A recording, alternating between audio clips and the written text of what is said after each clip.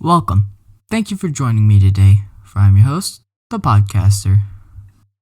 Today we're going to be talking about a few Marvel characters, their background lore, their name, their first appearance, their powers, their nemesis, and their place of origin. Few facts. First on our list is Captain America, aka Steve Rogers.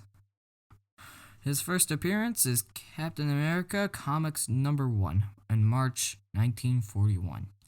His powers are given to him by a super soldier serum that brought him to peak physical condition, expert strategist, resistant to most diseases and fatigue. His nemesis is Red Skull, who also appeared in March 1941. His place of origin is Brooklyn, New York. Interesting facts.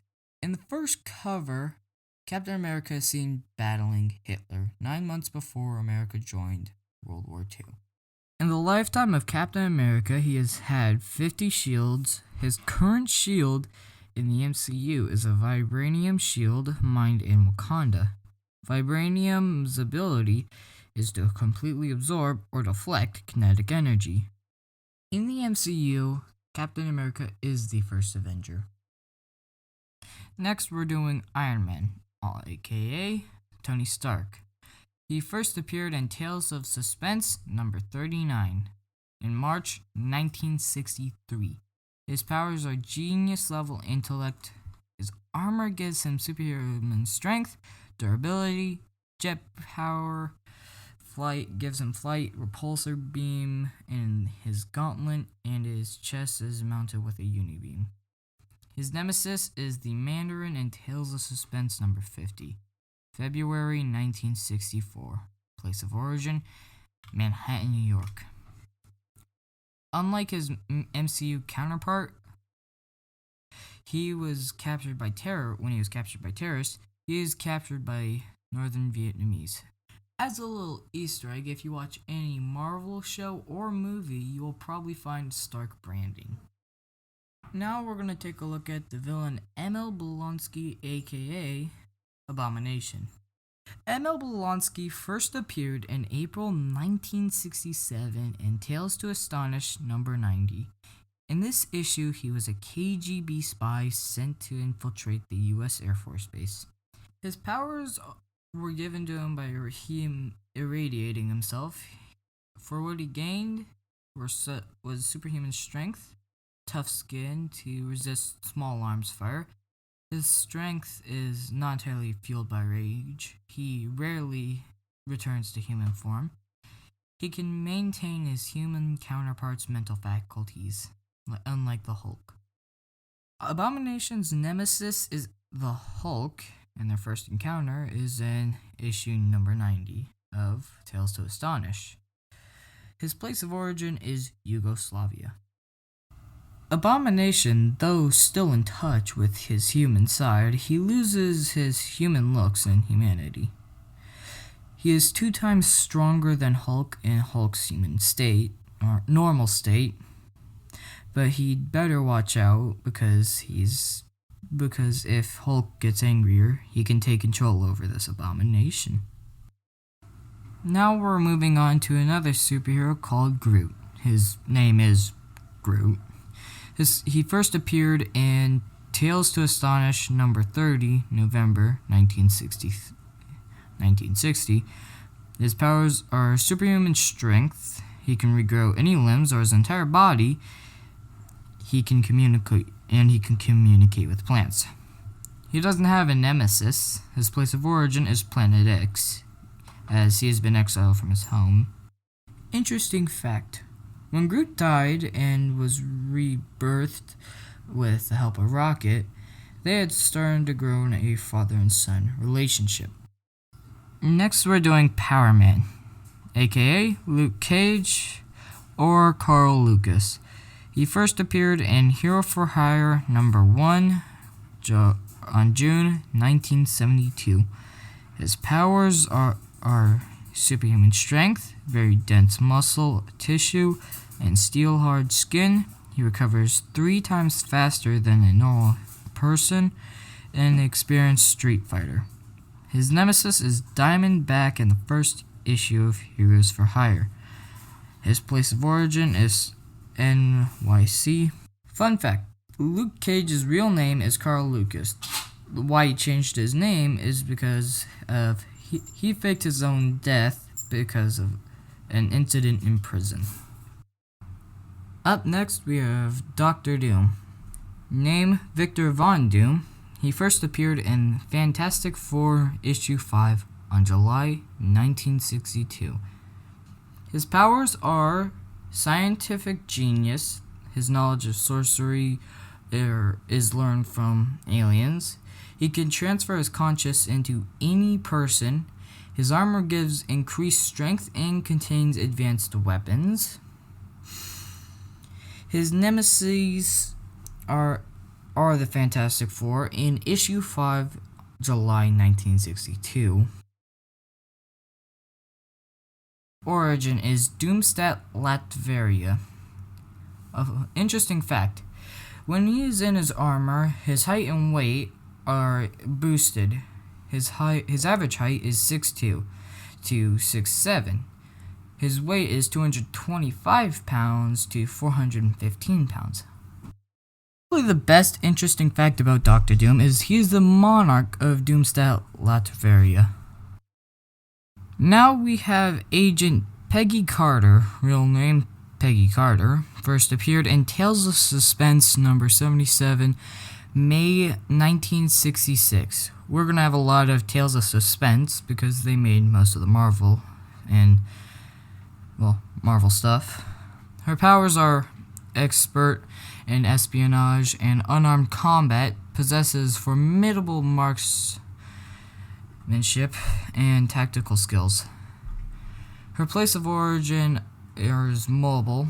In fact, she is the reason Sharon Carter, her niece, is a SHIELD agent.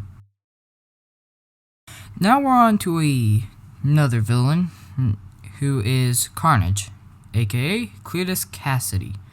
He first appeared in The Amazing Spider-Man 344 on February 1991. His powers are superhuman strength, can generate swinging lines and bladed weapons, able to neutralize Spider-Man's spider sense. His nemesis is Spider-Man in the first ever issue he was in. His place of origin is New York. Interesting fact is the Carnage symbiote, not the host, is the child of Venom. We're on to another superhero, Doctor Strange. His real name is Stephen Strange. He first appeared in Strange Tales number 110 on July 1963. His powers are he has a greater mastery of the arts of magic than anyone on Earth's dimension, astral projection, and mental communication. His cloak gives him the ability to fly. His arch nemesis is Dormammu. His place of origin is Greenwich, Manhattan. And a fact is his MCU counterpart and him, the comic books, is they both suffered nerve damage resulting in the loss of a part of their body. Now we're moving on to another superhero, Black Widow, real name Natasha Romanoff, or one of her many alias. She first appeared in Tales of Suspense number 52 in April 1964. Her powers are martial artist, Olympic level gymnast,